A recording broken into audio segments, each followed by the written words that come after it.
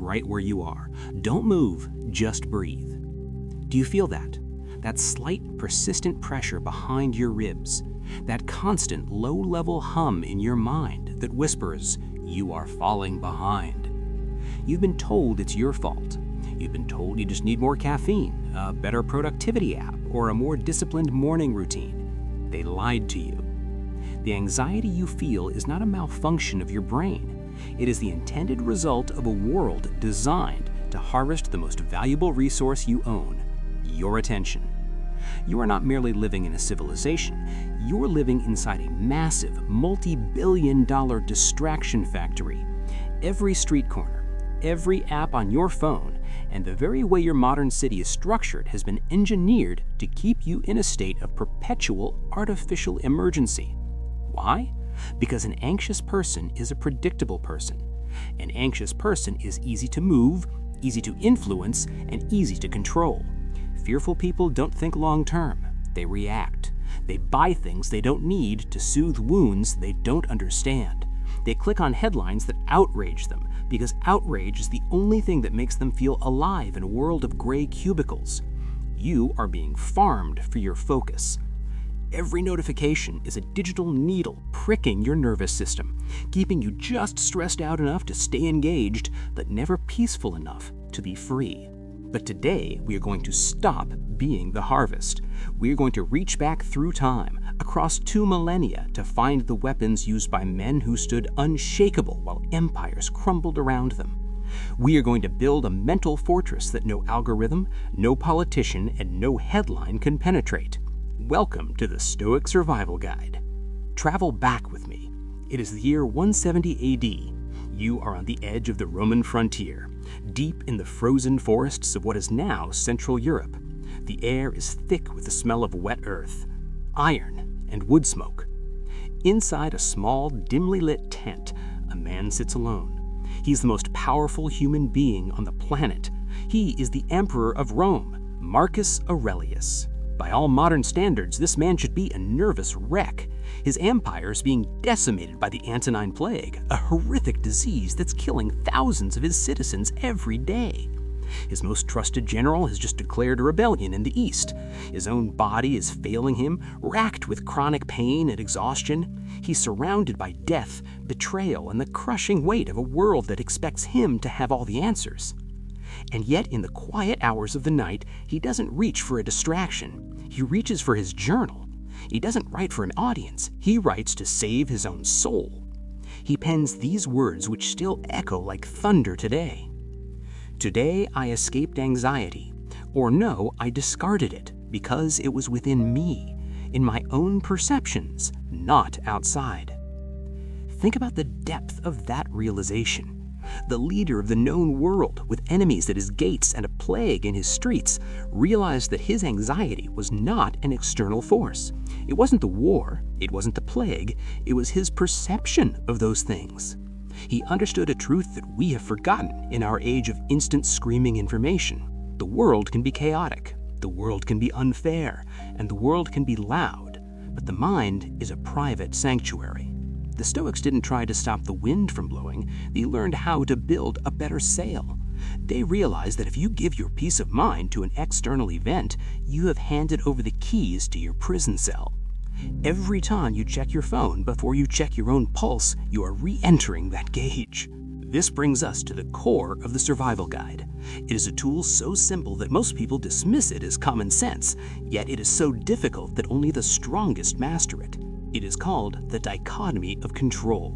Most of your suffering exists for one reason. You are trying to grab things that are out of your reach. Imagine you were standing on a pier during a storm. You are desperately trying to grab the waves with your bare hands, trying to hold the water still. It's exhausting, it's painful, and it's impossible. That is exactly what you're doing when you worry about the global economy, the political climate, or what your boss's second cousin thinks of your latest project. The Stoic asks one single, brutal, clinical question. Is this up to me? If the answer is no, the Stoic practices a radical, almost cold indifference. Your boss is in a foul mood today? Not up to you. You can do your work well, but you cannot force a smile onto his face. The weather ruined your outdoor plans? Not up to you. You can carry an umbrella, but you cannot command the clouds. The traffic is making you 20 minutes late? Not up to you. You can choose your route, but you cannot move the 1,000 cars in front of you. But look what is up to you. Your reaction to that traffic? That is yours. Your character in the face of a rude comment? That is yours. Your decision to focus on your craft instead of the applause? That is yours. Your integrity when no one is watching? That is yours. When you focus 100% of all of your energy only on the small circle of what you actually control, a miracle happens. The world loses its leverage. You stop being a victim of circumstances and start becoming a master of yourself. You become dangerous to the system because you cannot be provoked. You cannot be baited by a headline. You can't be shamed by a crowd. You become a mountain. The clouds pass, the storm is hit, the lightning strikes, but the mountain remains. To survive a world designed to keep you anxious, you must do the one thing the modern world fears most. You must look directly at the shadows. The modern self-help industry tells you to think positive, to manifest your desires, and to visualize only success. The Stoics would tell you that this is a recipe for fragility. If you only visualize sunshine, the first drop of rain will feel like a disaster. Instead, they practiced Premeditatio Malorum, the premeditation of evils. Once a day, usually in the quiet of the morning, the Stoic would sit and systematically imagine everything that could go wrong. They would imagine losing their job. They would imagine their house burning down. They would imagine the person they loved most in the world leaving them or passing away. This sounds like it would cause more anxiety, doesn't it? But the opposite is true. Anxiety lives in the what if. It thrives in the dark, unknown corners of the future. By bringing those fears into the light of your conscious mind, you strip them of their power. You realize that even in the worst-case scenario, you would still have your character. You would still have your reason. You would still have the ability to choose how you respond. As Seneca, the great Stoic advisor, wrote, "We suffer more often in imagination than in reality." By facing the worst in your mind, you find that the reality is rarely as heavy as the ghost you are running from. You build a moat around your mind. When the actual hardship arrives, it doesn't meet a surprised, trembling victim. It meets a man who has already conquered that hardship 1,000 times in his mind. He is ready. The modern world wants to make you soft. He wants to convince you that comfort is the ultimate goal of human life. He wants addicted to the warm glow of the screen, the instant delivery of food, and the perfect temperature of your climate-controlled room. Why? Because a man who is addicted to comfort is a man who can be easily threatened. If you are terrified of being uncomfortable, then anyone who can take away your comfort owns you. To break the spell, you must practice voluntary hardship. Once a week or once a day, choose to be uncomfortable. Take a freezing cold shower until your breath hitches. Eat a simple, bland meal of rice and beans when you have the money for a steak. Walk to your destination in the biting cold without a heavy coat. Sleep on the floor for one night. Why do this? Not to be a martyr, but to prove a point to yourself. You are teaching your nervous system a vital lesson. Is this what I feared? You are discovering that you can be cold, hungry, and uncomfortable and still be okay. You are discovering that your happiness is not a hostage to your environment. When you realize that you can thrive even when the world is harsh, the world loses its ability to manipulate you through fear. You are the descendant of humans who survived ice ages, famines, and continental wars.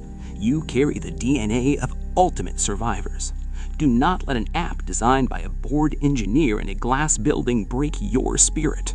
When the noise of the modern world becomes too much, when the news cycle makes you feel like the sky is falling, there is one final Stoic weapon: the view from above. Imagine yourself right now. See yourself sitting in your chair, holding your phone, or walking down the street. Now, zoom out. See your house. See your neighborhood. Zoom out further. See your city, a tiny cluster of lights in a vast landscape. See your country. See the continent. Now see the Earth, a pale blue dot suspended in the silent, infinite blackness of space. From this height, where is your urgent email? Where is the social media comment that bothered you this morning? Where is the political argument that kept you up last night? They're invisible. They are microscopic. In the grand timeline of the universe, your entire life is a flash of lightning in a billion-year storm. This is not meant to make you feel small. It is meant to make you free. Most of what you worry about is the small stuff, and as the Stoics remind us, it's almost all small stuff. You have a very limited amount of time on this pale blue dot. You can spend it being a reactive puppet for a world that wants to keep you anxious, or you can spend it building a life of character, purpose, and stillness. If you are still listening to this, you are already ahead of 99% of the population. In a world of 10-second videos and flickering lights, your attention span is still yours. You have the discipline to listen to wisdom that doesn't offer a quick fix. Now you must have the courage to apply it. Tomorrow morning, the world will try to harvest you again. Your phone will buzz with emergencies.